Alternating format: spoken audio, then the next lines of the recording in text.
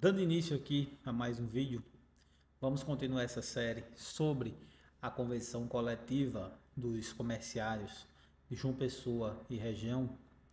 E hoje nós vamos tratar, vamos continuar aqui a partir da cláusula 22ª do contrato de experiência, tá? Então, vamos lá. Primeira coisa, fica expressamente proibida a contratação de empregados por contrato de experiência quando comprovado através de anotações em seu CTPS que já trabalhou na mesma empresa e na mesma função com um intervalo inferior a 3 anos, tá? Deixa eu destacar isso aqui. Em algumas cláusulas, em algumas convenções coletivas e algumas categorias, a, eles vedam o contrato de experiência para o empregado que tem, certo? Para o empregado que tem experiência naquela mesma função. Então, a pessoa trabalhou a vida toda como vendedor, certo? Ela vai ser contratada como vendedor. Pode ser contrato de experiência? Para algumas categorias não poderia. Para a categoria dos comerciários, os requisitos são dois, tá? Tá destacado aqui. O empregado tem que ter trabalhado na mesma empresa, certo? Ou seja, está voltando para a mesma empresa, já trabalhou e está voltando. E na mesma função, tá? Em um prazo inferior a 3 anos, certo? Não é qualquer situação. Se o empregado trabalhou a vida toda como vendedor e vai ser admitido agora, 15 anos de experiência ele já tem como vendedor em várias empresas, ele vai ser contratado como vendedor novamente. Pode ir para a experiência? Pode. Por quê? Porque ele nunca trabalhou naquela empresa. Agora, se ele já trabalhou naquela empresa, passou um ano fora e voltou para trabalhar na mesma função, aí ele não pode ter contrato de experiência, tem que ir direto para o contrato por prazo determinado. Por que isso, minha gente? Porque no contrato de experiência, certo? Ele é um contrato mais barato. O contrato de experiência não dá direito a aviso prévio, certo? Não dá direito a aviso prévio. Não dá direito a multa de 40% do FGTS, certo? O contrato de experiência não dá direito a nada disso. Por quê? Porque o empregado já sabe o prazo. Ele já sabe o prazo que ele vai trabalhar, né? No contrato de experiência tem um prazo que depois pode ser renovado, mas o empregado ele já sabe quando termina. Se ele sabe quando termina, então não tem direito a essas verbas, né, essas parcelas contratuais e rescisórias que são específicas do contrato por prazo indeterminado, tá? E se a pessoa trabalhou por e se a pessoa foi contratada no período de experiência, mas não poderia ser, o que acontece? Ela pode entrar com ação e dizer que aquele contrato de experiência foi fraudado, que deveria ser um contrato por prazo indeterminado e cobrar os valores, certo? Decorrentes da rescisão do contrato de trabalho por prazo indeterminado.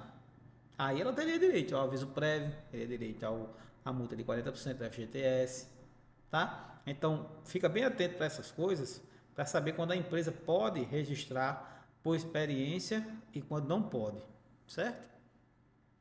Aqui, obrigam-se os empregadores a anotarem na CTPS física ou digital, através do E-Social, a função efetivamente exercida pelo empregado e a remuneração fixa ou de comissão, certo? Eu vou destacar disso aqui duas coisas. Primeiro, na CLT, a empresa ela tem que pegar a carteira de trabalho do empregado e devolver, certo? Esse registro ele tem que ser feito de imediato, tá? O empregado vai começar, ele tem que ser registrado. Ah, mas você vai trabalhar aqui 3 meses depois a gente registra. Não, isso é ilegal. Você tem que estar registrado desde o primeiro dia de trabalho. Por quê? Porque pode acontecer um acidente, que não é culpa da empresa, por exemplo, mas você é segurado da previdência, tá? Pode acontecer de ter algum problema na empresa que os empregados teriam direito, você não está registrado, a empresa acaba se eximindo da responsabilidade em relação a você. Então, o empregado tem que ter a carteira registrada desde o início, desde quando começou a trabalhar, não é 3, 4, 5 meses depois. E a anotação da carteira tem que ser na função real do empregado, certo? Com a remuneração real do empregado. Você já imaginou se o empregado é registrado como vendedor, mas ele trabalha efetivamente como gerente não recebe como gerente, tem as mesmas atribuições, trabalha sem controle de horário e tudo mais, a empresa manda ele bater o ponto nos horários lá bem direitinho, só que ele fica até de noite, trabalha todos os dias, sem controle, sem nada, é uma loucura só. Ele basicamente é o gerente da loja, mas não recebe como gerente. Ele não tem registro, não tem nada. E isso muitas vezes é feito para proporcionar, né, uma dificuldade aos empregados, para que os empregados não façam prova das situações. E às vezes também acontece o quê? Acúmulo de função, tá? O empregado é contratado para trabalhar como vendedor. Só que aí ele fica vendendo e fica no caixa, vendendo e fica no caixa. Quem está no caixa recebe uma parcela de quebra de caixa, o vendedor não recebe, tá? Às vezes quem está no caixa, às vezes não. A função de caixa ela é uma função mais tediosa, assim, mais monótona ali e bem exigente, porque exige muita concentração. Então o vendedor ele tem uma sobrecarga de trabalho, às vezes ele tem que aprender a mexer em sistemas mais complicados, sabe, aprender a questão de emitir nota, tudo mais, tudo certinho ali, que quem tem a obrigação de fazer isso é o caixa, mas se ele fica se dividindo entre uma coisa e outra, ele está com a sobrecarga de trabalho, está ocorrendo um desvio, né?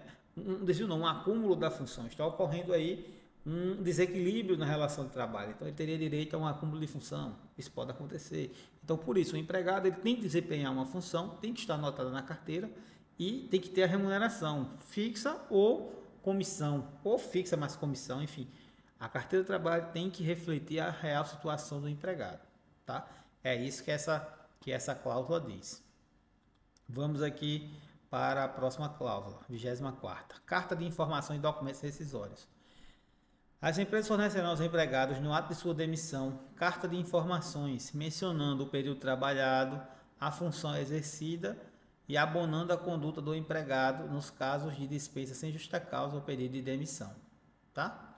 A documentação relativa às rescisões de trabalho realizadas na empresa ou no sindicato de empregados dispensados sem justa causa deverão ser disponibilizados ao trabalhador em até 15 dias após a conclusão da dispensa no sistema do E-Social, certo? Então aqui basicamente é o seguinte, foi demitido, a empresa vai lhe fornecer um documento que a gente chama às vezes de uma, como é que se diz, uma declaração de vínculo, uma declaração de que trabalhou naquela empresa, né? É uma carta de referência, muitas vezes serve. Aqui é uma carta de que ele trabalhou naquela empresa com um período, em um determinado período e a função. E também que a empresa ela vai colocar, ela vai disponibilizar ao empregado a documentação referente à rescisão, certo? Num prazo de até 15 dias após a conclusão da dispensa no sistema do E-Social. Tá? Então é só essa questão aqui nessas duas cláusulas. Vamos para a próxima. Parcela 25ª. Parcelamento de verbas rescisórias. Na hipótese de rescisão contratual, poderá a empresa estabelecer o parcelamento de verbas rescisórias como um acordo com o trabalhador, desde que seja feita a negociação na Comissão de Conciliação Prévia, NINTER. Vamos lá, minha gente. O empregado foi demitido, certo? Qual é o prazo para a empresa pagar a rescisão, havendo dinheiro para o empregado receber? O prazo é de 10 dias, tá? Contado de que dia? Contado do último dia de trabalho. Seja dispensa sem justa causa, seja dispensa, seja qualquer tipo de dispensa, havendo pagamento a ser feito, e se for com aviso prévio indenizado, 10 dias a partir do comunicado de dispensa. Se for aviso prévio trabalhado, 10 dias a partir do último dia trabalhado, tá? Ah, mas a empresa tem uma rescisão de 20 mil reais para pagar o funcionário antigo, não tem direito, ela quer parcelar. Ela pode negociar com o empregado, está dizendo aqui, ó, poderá a empresa estabelecer o parcelamento de verbas rescisórias em comum acordo com o trabalhador. Quando é em comum acordo com o trabalhador, significa que o trabalhador tem que aceitar. Preste bem atenção, você não é obrigado a aceitar um parcelamento de verbas rescisórias. Certo? Você não é obrigado a aceitar um parcelamento. Se a empresa diz que só paga parcelado e você não aceitar, você tem direito de processar a empresa e exigir o pagamento da sua rescisão de forma completa. Se a empresa não pagar, a empresa pode ser condenada a pagar a diferença, inclusive uma multa por atraso no pagamento da rescisão, certo? Essa cláusula aqui diz basicamente o seguinte: a empresa pode parcelar? Pode. Só que precisa da concordância do empregado, certo? E também precisa que essa negociação seja feita na comissão de conciliação prévia. Ou seja, acerta com o empregado e leva para a comissão de conciliação prévia. Tá aqui, o NINTER. Aí o ato de rescisão vai estar correto, vai ser feito e a empresa pode pagar de forma parcelada. Se o empregado não quiser aceitar, ele não precisa aceitar. É simples assim, tá? Aqui, a próxima cláusula, a 26ª, condições para recebimento de cheques de cartão, certo?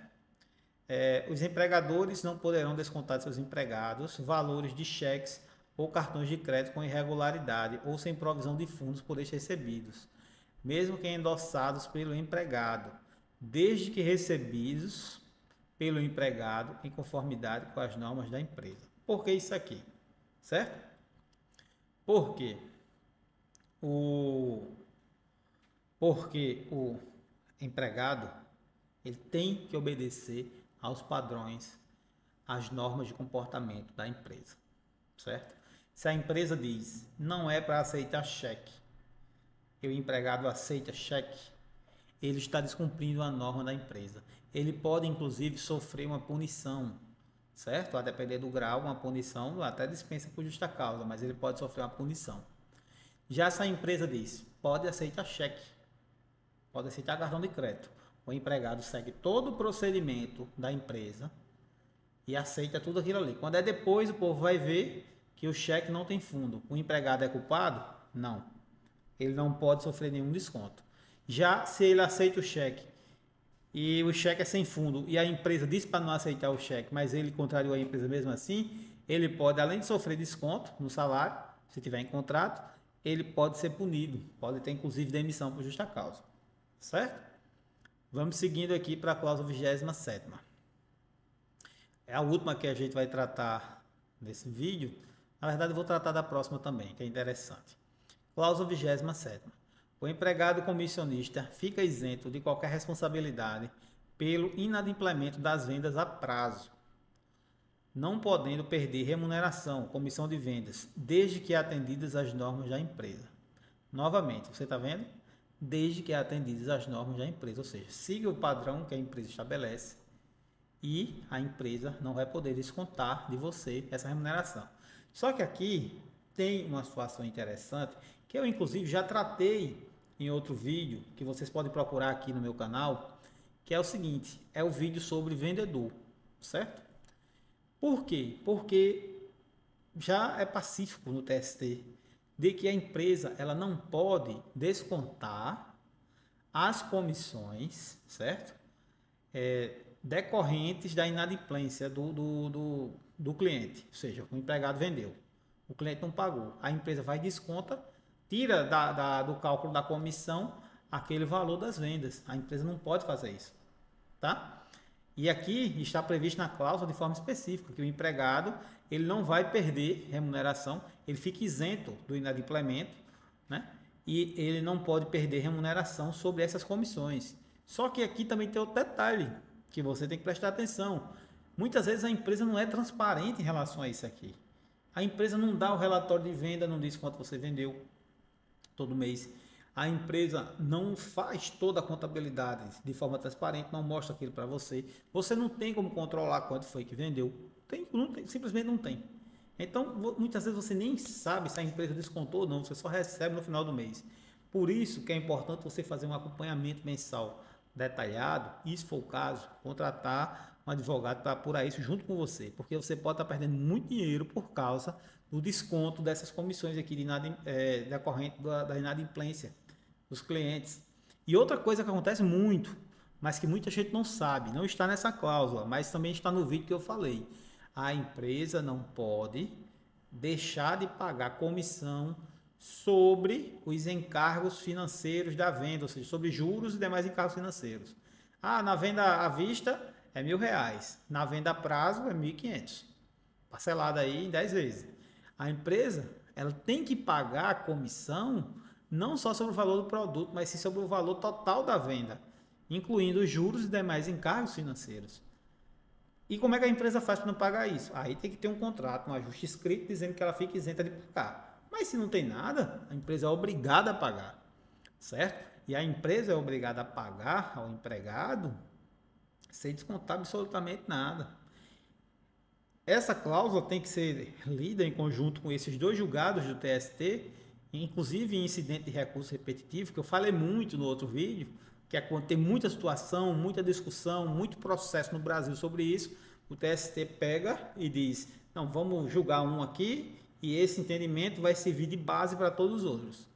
Então, isso vale a pena você que é vendedor, certo? Você que trabalha vendendo, você que trabalha no comércio vendendo, vale a pena você assistir o vídeo que está aqui no meu canal que trata sobre a impossibilidade da empresa descontar comissões sobre os valores das vendas, tá? O título do vídeo, se não me engano, é Vendedor assiste e deixe de perder dinheiro, é algo assim. Você consegue encontrar aí. Então, se você gostou desse vídeo, curte, né? Comenta, compartilha com alguém que precisa dessa informação para que essa pessoa sempre fique bem informada sobre seus direitos e que deixe de perder dinheiro, porque é isso que acontece quando você não está bem informada sobre seus direitos. Você acaba perdendo dinheiro para quem já tem.